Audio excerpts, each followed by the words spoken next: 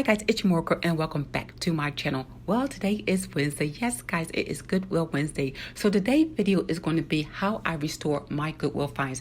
I got this nice lamp from Goodwill today for $8.99. This is a tall rice paper lamp and it's a floor lamp. And you can also see it at places like Overstock and Lamp Plus. But I'm going to show you here at Joss and Main how much this goes for. Alright guys, basically this video is to show you how I restore my Goodwill finds. Alright guys, let's get started.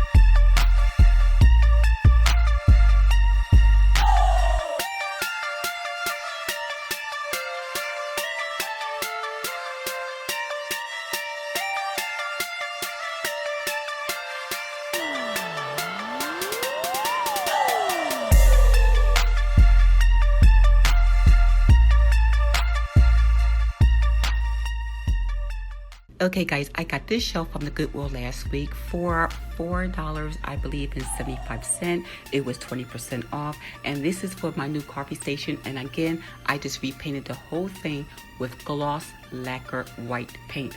Alright guys, I will show you my coffee bar as soon as it's done in a couple weeks. Alright guys, thanks for watching. It's your Mooregirl.